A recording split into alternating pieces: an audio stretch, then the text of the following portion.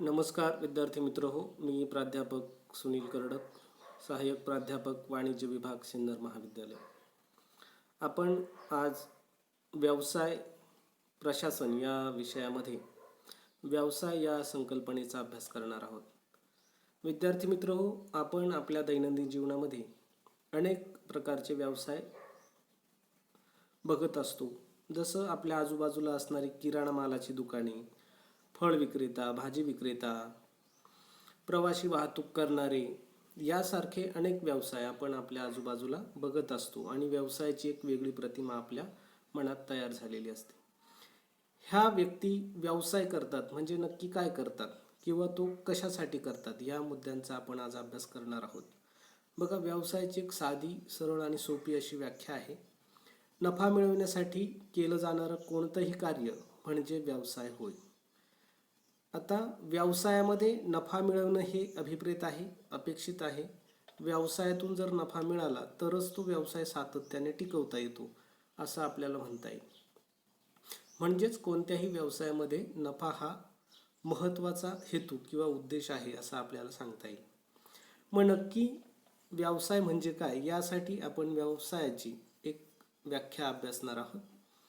या व्याख्येनुसार मानवी गरजा भागविण्यासाठी संपत्ती मिळविणे आणि नफा कमवण्याच्या उद्देशाने वस्तू व सेवांचं उत्पादन किंवा खरेदी विक्री करणं म्हणजे व्यवसाय होय. बघा, किती साधी आणि सोपी व्याख्या आहे. मानवी गरजा भागवण्यासाठी संपत्ती मिळविणं आणि नफा कमवण्याच्या उद्देशाने वस्तू व सेवांचं उत्पादन किंवा खरेदी विक्री करणं याला व्यवसाय असं म्हटलं जातं. प्रत्येक माणसाच्या काहीतरी गरजा आहेत आणि त्या पूर्ण कराव्या लागत असतात असं अर्थशास्त्र सांगतं. मग त्या गरजा पूर्ण करण्यासाठी आपल्याला काहीतरी काम करावं लागेल.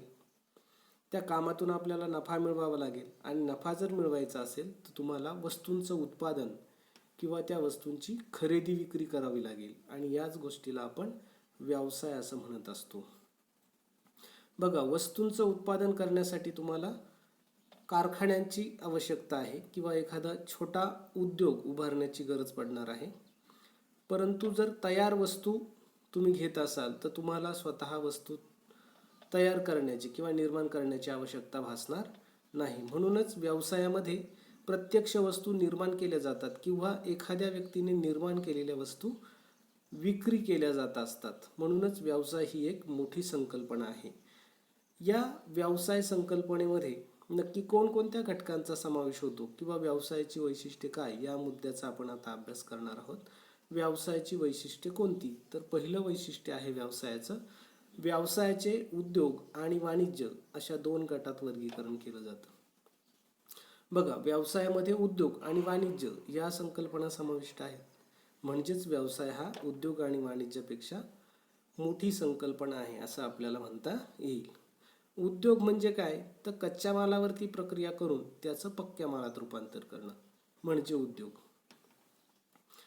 आणि वाणिज्य म्हणजे काय तर व्यापार आणि व्यापाराची अनुषंगिक साधनं यांची गोळाबेरीज म्हणजे वाणिज्य.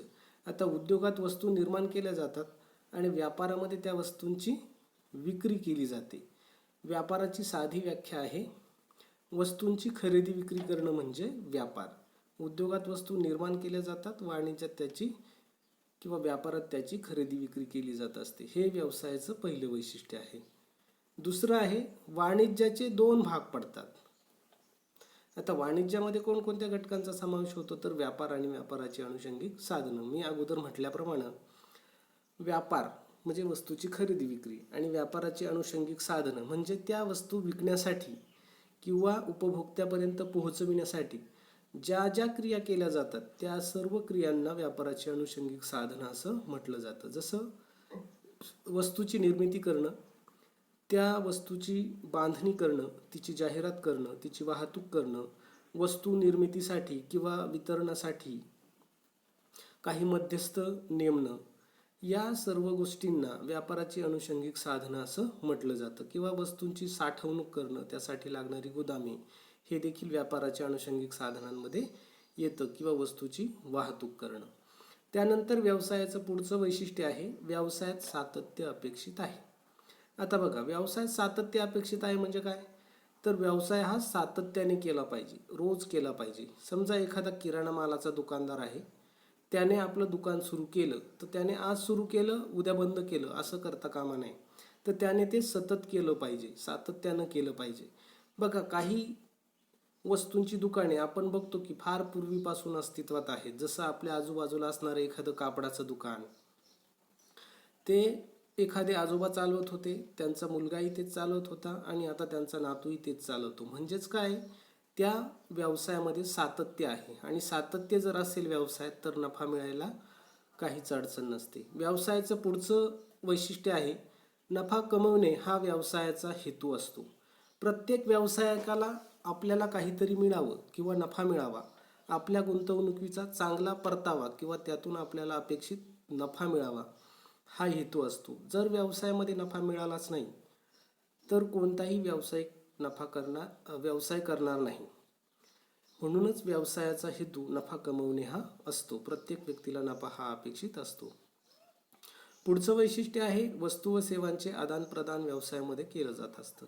आता व्यवसायामध्ये वस्तू आणि सेवांचं आदानप्रदान होतं. आपण बघितलं व्यवसायाचे 2 गटात वर्गीकरण केलं जातं. त्यातला पहिला म्हणजे उद्योग आणि दुसरं म्हणजे वाणिज्य. या दोघांमध्येही वस्तू आणि सेवांचं आदानप्रदान केलं जात असतं आणि म्हणूनच व्यवसायात देखील वस्तू आणि सेवांचं आदानप्रदान केलं जातं असा वैशिष्ट्य इथं सांगितलं आहे.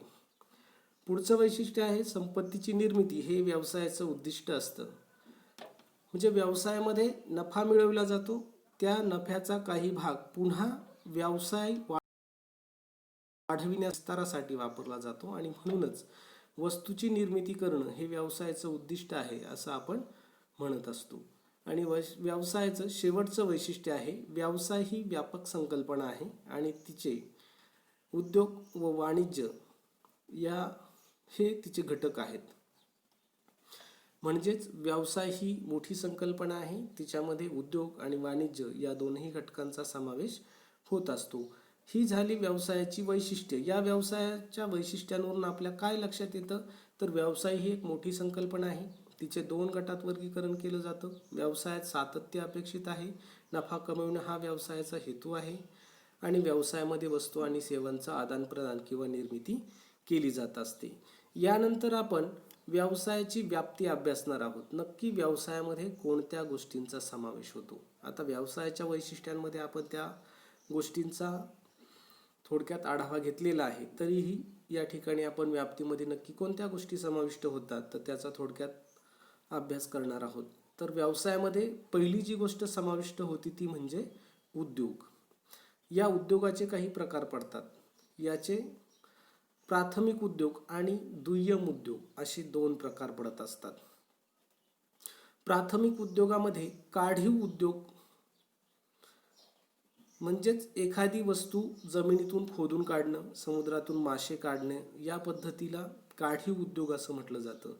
खनिज वायू, तेल, खनिज तेल, मासेमारी यासारख्या उद्योगांचा काढीव उद्योगात समावेश होतो. कशातून तरी काहीतरी मिळविणं म्हणजे काढीव उद्योग. दुसरा प्रकार आहे प्राथमिक उद्योगाचा जैविक किंवा बीजोत्पत्ती उद्योग.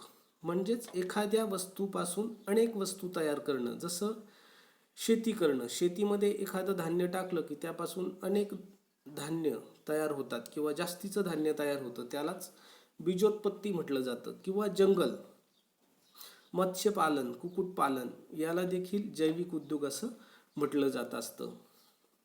यानंतर व्यवसायाच्या व्याप्तीत दुय्यम उद्योगाचा समावेश होत असतो. उत्पादन उद्योग आणि बांधकाम उद्योग ह्या 2 उद्योगांचा त्यात समावेश होतो. उत्पादन उद्योगामध्ये कच्च्या मालाचे पक्क्या मालात रूपांतर केलं जातं. कशावर तरी काहीतरी प्रक्रिया केल्या जातात आणि त्यातून नवीन वस्तू तयार केली जाते. आणि त्याचा दुसरा प्रकार आहे बांधकाम उद्योग. या बांधकाम उद्योगामध्ये इमारत बांधणे, पूल बांधणे, कालवे बांधणे, धरण बांधणे यासारख्या गोष्टींचा समावेश होत असतो. आणि व्यवसायाच्या व्याप्तीत समाविष्ट होणारा दुसरा जो काही घटक आहे तो म्हणजे वाणिज्य. या वाणिज्याचे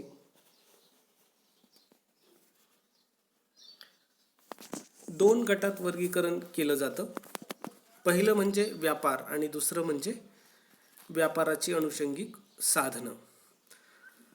व्यापार म्हणजे काय, तर वस्तूची खरेदी किंवा विक्री करणं याला आपण व्यापार असं म्हणत असतो. एखादी वस्तू खरेदी करायची आणि तिची जास्तीच्या भावाने विक्री करायची, याला व्यापार असं म्हटलं जातं. आणि बऱ्याच व्यक्ती या व्यापारामध्ये गुंतलेल्या आपल्याला दिसतात. व्यापाराचे काही प्रकार पडतात.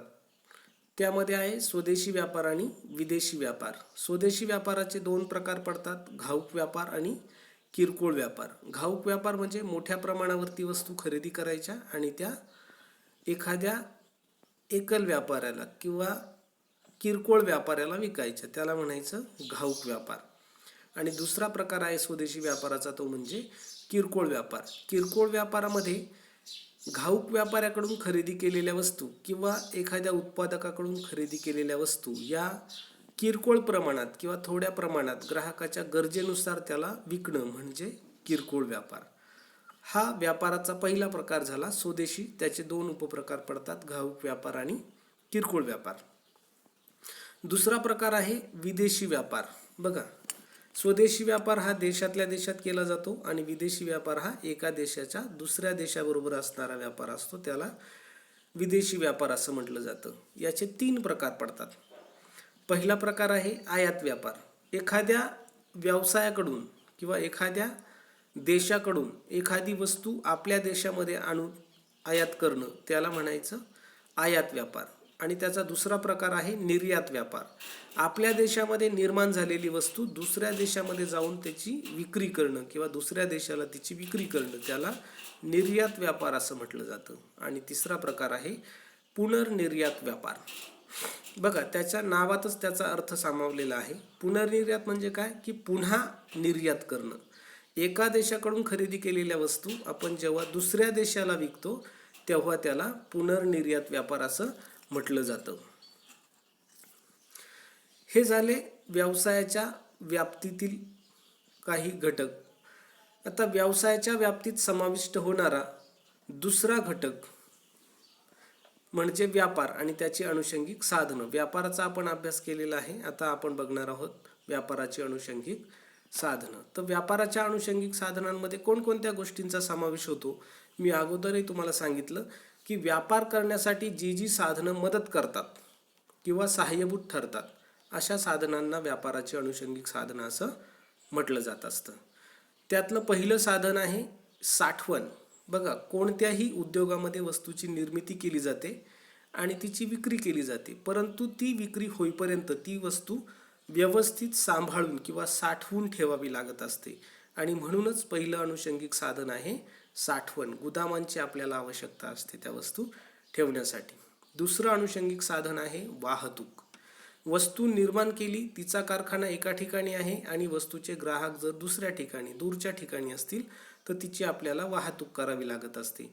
आणि म्हणूनच व्यापाराचं पुढचं साधन आहे वाहतूक. या वाहतुकीसाठी आपण रस्ते वाहतूक, रेल्वे वाहतूक, हवाई वाहतूक, जलमार्ग म्हणजे जहाज वाहतूक यासारख्या वाहतुकीच्या साधनांचा वापर करून ही वाहतूक करत असतो. यालाच आपण वितरण देखील म्हणत असतो. त्यानंतरचं पुढचं अनुषंगिक साधन आहे विमा. व्यापारामध्ये वस्तू एका ठिकाणाहून दुसऱ्या ठिकाणी नेत असताना तिला धोका पोचू नये, तिची नुकसान होऊ नये यासाठी काही विमा कंपन्या त्या वस्तूंचा विमा उतरवतात. या विम्याचे जीवन विमा, अग्निविमा, सागरी विमा असे काही प्रकार पडतात. बघा, जीवन विम्यामध्ये आपल्याला LIC हे माहीत आहे, जिंदगी के साथ भी जिंदगी के बाद भी असं त्याचं स्लोगन पण आहे. म्हणजे विम्यातून आपल्याला आपल्या मालाची जी काही हानी झाली आहे त्याची भरपाई मिळत असते. म्हणून विमा हे देखील व्यापाराचं महत्त्वाचं अनुषंगिक साधन आहे असं आपल्याला म्हणता येईल. पुढचं अनुषंगिक साधन आहे बँका. बघा, कोणताही व्यवसाय करत असताना आपल्याला पैशाची आवश्यकता असते आणि पैसा जर नसेल तर कुठलाही व्यवसाय करणं आपल्याला शक्य नाही. मग हे पैसा किंवा वित्त उपलब्ध करून देण्याचं कार्य कोण करतं, तर बँका आणि वित्तीय संस्था. मग या बँका व्यवसायाला कर्ज मिळवून देण्याचं कार्य करत असतात. म्हणूनच ते व्यापाराचं अनुषंगिक साधन आहे. व्यवसायासाठी भांडवल जर उपलब्ध झालं नाही तर आपल्याला व्यवसाय करता येणं शक्य होणार नाही. म्हणून बँकाही महत्त्वाच्या आहेत. आणि शेवटचा घटक आहे व्यापारी अभिकर्ते. व्यापारामध्ये ज्या ज्या व्यक्ती मदत करतात त्या व्यक्तींना व्यापारी अभिकर्ते किंवा व्यापारी मध्यस्थ असं म्हटलं जातं. बऱ्याचदा एखाद्या वस्तूची खरेदी करत असताना किंवा विक्री करत असताना प्रत्यक्ष त्या व्यक्तीला ती करता येत नाही आणि म्हणूनच हे मध्यस्थ त्यांच्या वतीने अशा वस्तू खरेदी करण्याचं किंवा वितरित करण्याचं, विक्री करण्याचं कार्य करून देतात. त्यांना व्यापारी अभिकर्ते असं म्हटलं जात असतं. विद्यार्थी मित्र हो, आज आपण व्यवसाय ही संकल्पनेचा अभ्यास केलेला आहे. व्यवसायाच्या वैशिष्ट्यांचा अभ्यास केलेला आहे. नक्की व्यवसायामध्ये कोणकोणत्या घटकांचा समावेश होतो यासाठी व्यवसायाच्या व्याप्तीचा देखील आपण अभ्यास केलेला आहे. आपण व्यवसायाच्या उद्दिष्टांचा अभ्यास पुढील लेक्चरमध्ये करणार आहोत. तोपर्यंत